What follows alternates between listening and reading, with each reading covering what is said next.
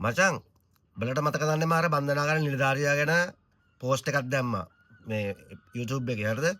ඒක FB එකෙත් දැම්මා TikTok එකෙත් දැම්මා. ඒක මචං සනාථ කරනවා තව නිලධාරියෙක් ඉන්නවා. මෙන්න මේ වීඩියෝ එක බලපන් ඉවරනකම් අහපන් හරිම විස්තරේ මම ඇත්තද කිව්වේ මම බොරුද කිව්වේ කියලා බලලා හරියටම බලා ගන්න පුළුවන්. මෙන්න මේ විස්තරේ චුට්ටක් අහංකෝ මේ නිලධාරියා කියන සියලු දෙනාට ආයුබෝවන් මම දෙවන පෙළ ජේල BRPD දසනායක මම මේ දාන වීඩියෝ එක මගේ හිතිය හැටියට මට මේ මට කරන්න පුළුවන් දෙයක් නෙවෙයි. හැබැයි මම මේ දෙන ඕනිම දඬුවමකට යටත්ව තමයි මේ වීඩියෝ එක මම දාන්නේ. මම දැක්කා අපේ මම මට හේතු දෙකකට මම මේ වීඩියෝ එක මේ දාන්නේ. මට එකක් මගේ දෙපාර්තමේන්තුවේ නිලධාරීන්ට කතා කරන්න උවමනාවක් තියෙන සහෝදර නිලධාරීන්ට. අනිත් එක මේ රටේ මිනිස්සුන්ට මගේ දෙපාර්තමේන්තුවේ නිලධාරීන් මම දැක්කා Facebook එකේ සමාජ මාධ්‍යවල අදහස් ප්‍රකාශ කරනකොට එහෙම දානවා 60 වෙච්ච සිද්ධියට මේ වෙච්ච සිද්ධියට 60 පරිගන්න කාලේ හරි කියලා. ඕ පරිගන්න කාලේ හරි. අපිට අමුතුවෙන් පරිගන්න දෙයක් නැහැ මේ ඔය රටේ මත්ද්‍රව්‍ය ව්‍යසනය කියන එක මේ කාටවත් යහපත් බලපාන දෙයක් නෙමෙයිනේ.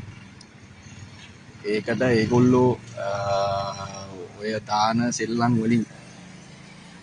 සෙල්ලම් වලින් බහුතරයක් තියෙන්නේ ඔය මේ අපේ අතලොස්සක් ඉන්නවනේ මේගොල්ලන්ට උදව් කරන අතලොස්සක් ඉන්නවා. ඒගොල්ලන්ට අපේ මේ විඥාන කූලව පියවර ගන්න පුළුවන් වෙලාවල් වල අපි මේ මූලික විමර්ශන හරහා විමර්ශන පරීක්ෂණ කරලා පියවර ගන්නවා. හැබැයි ඒ කිහිප දෙනෙක් 100ක් ගත්තොත් 3ක් විතර වගේ හරි උදව් කරන අය ඉන්නවනේ. දැන් එහෙම අයට එහෙම අයට ඇතුළට බඩුව ඇදලා එහෙම උදව් කරන්න අයිතියක් නැහැ. අයිතියක් කොහොමද නැහැ. දැන් අපිට අහක බලන් ඉන්න අයිතියකුත් නැහැ. නැත්නම් මේ මිනිස්සුන්ගේ ජීවිත නැති වෙච්ච ජීවිතවලට සාධාරණයක් වෙන්නේ නැහැ. ඔය මිනිස්සුන් කුටි කෑවේ දැන් ඔය මේ කියනවා දන්නේ නැහැ මේ සිවිල්ලාවේ මේගොල්ලෝ මේ බන්ධනාගාරය කියලා දන්නේ නැහැ. අරම මේකට ඒවා බයිලා බොරු කියනවා. මොනතරම් දන්නවා අපි කවුද කියලා. දැන ගෙව්වේ මිනිත් එකත් එක්ක තියෙන එකම තරහ ඇතුළේ දානන්ද්‍ර වෙන නැතිකරන්න මේ මිනිස්සු මැදිහත් වෙන එක විතරයි. ඒකම මේ මිනිස්සුන්ගේ වටිනාකම් ගැන මම කියන්න බෑ. දෙපාර්තමේන්තුවල නැති උනේ කියා ගන්න බැරි වටින ජීවිත ටිකක් නැති උනේ. ඉතින් මේ ඔතන ඉන්නවා සාමාන්‍ය මේ බුද්ධි නිලධාරියෙකුට ඒ බුද්ධි නිලධාරියා කරන කැපකිරීම මරුණත් සමහර වෙලාවට එළියට එන්නේ නැහැ. ඒක තමයි බුද්ධි නිලධාරියාගේ උරුමය.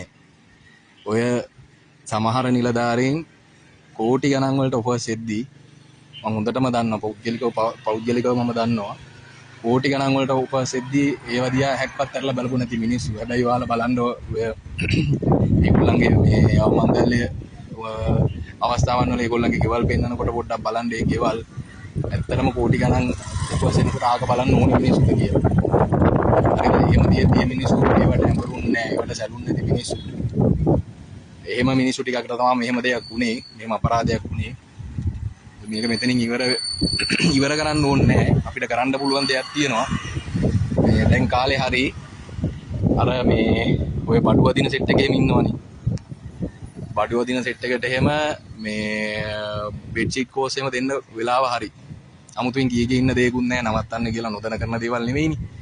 අනික අපිට ජීවත් වෙන්න මේ අඩුපාඩු තියෙනවා, ප්‍රශ්න තියෙනවා, පඩි ප්‍රශ්න තියෙනවා. ඒවා විසඳේ මේ අවුරුදු ගානක් මේ කීය විදියක් අවුරුද්දෙන් දෙකෙන් වෙනස් වෙන්නේ නැහනේ.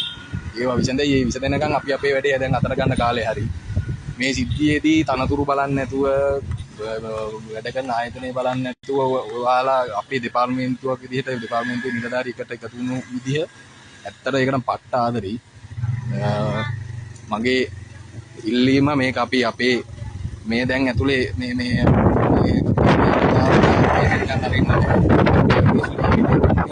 ඇතුලේ දානන්ද්‍රව්‍ය නැති කරලා ඒ අපේ අපිට සමාජයෙන් අපිට පැවරුණු වගකීම ඉෂ්ට කරන්න ගිහිල්ලා තමයි මේ මිනිස්සු මේ ජීවිත පරිත්‍යාග කරේ. ඊළඟ දින දසවත ගැනීම දන්නවනේ. අපි රටේ මිනිස්සුන් සල්ලි වලින් පඩි ගන්න මිනිස්සු. අපි අපේ වගකීම අපි දැන් කරන්න කාලේ හරියටම තිතටම. අනිත් එක ඔය මම හරිය වේදනාවෙන් මේ බලාගෙන හිටියා මේ එතන අර සිද්ධිය වෙලාවේ මේ වෙඩි තියපු ගැන මේ අදහස් ප්‍රකාශ කරපු ඒවා හරිම ආතල් එක බලන්න තිබුණා. ඔය හිටු මිනිස්සු ටික එළියට බැන්නා. ඔයාලා දන්නේ නැත්නම් දැනගන්න මේ අපේ දැන් ඔය ඉරගෙවල් වල ඉන්නවා මේ එක මිනිහෙක් ඉන්නවා මේ කෙල්ලෙක් ගහක බෙදලා දූෂණය කළා. ඒ මිනිස්සයාම ආයි ගිහිල්ලා අවුරුදු 15 විතර මේ ළමයෙක් මරලා මේ මෙහෙටරයකට ආවා. ඒ මිනිස්සයාම පහම් වෙලා ආයි ගිහිල්ලා තාත්තව මරලා මේ දුව දූෂණය කළා මේ නඩුවකට ආවා. එහෙම මිනිස්සු තමයි අපි තියාගෙන ඉන්නේ. එහෙම තියන් ඉන්න මිනිස්සු තමයි ඔයාලා ඔය මේ එළියට ආවට මේ එළියට එන එක නවත්තපු එක ගැන ඔයාලා ගණන් ගන්න නැතුව කතා කරන්නේ. නොදන්න දේවල් ඇත්තම කතා නොකර ඉන්නවා නම් හොඳා කියලා හිතනවා. සමහර අය දානේව දැක්කාම සමහර අය දිනා තමයි අදාත් දැක්කාම ඔය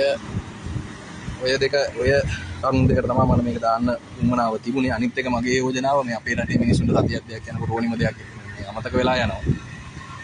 මගේ නම් යෝජනාව මේ මූණු ටික අපේ මිනිස්සුන්ට පේන තැනක අපි තියාගන්නවා. මේ මූණු ටික මුන්ගේ ජීවිත කැප කරපු එක මෙතනින් එහාට අපි අපේ දෙපාර්තමේන්තුවේ වගකීම අපි ඉෂ්ට කරොත් මෙතනින් එහා මේ රටේ මිනිස්සු රටේ මේ වගකීම හරියට ඉෂ්ට කරොත් මේ රට අපි අර මේ අපේ පරම්පරාවේ වගකීමනේ. මේ වෙලාවේ අපේ පරම්පරාවේ වගකීම අර ඕනිම තියෙනවනේ මේ ඕනිම මේ දියුණු රටක් දියුණු උනේ එක පරම්පරාවක් කරපු කැපකිරීමකදී. මේ රට අපේ පරම්පරාව වැඩේ අතර අරගෙන කැප කරලා මේක උඩ දාන්න කාලේ හරි. අපි තව ආරාධනයක් කරන්න ඕන මෙහෙම මුදක් තියාගෙන තියාගෙන මේ සමාජය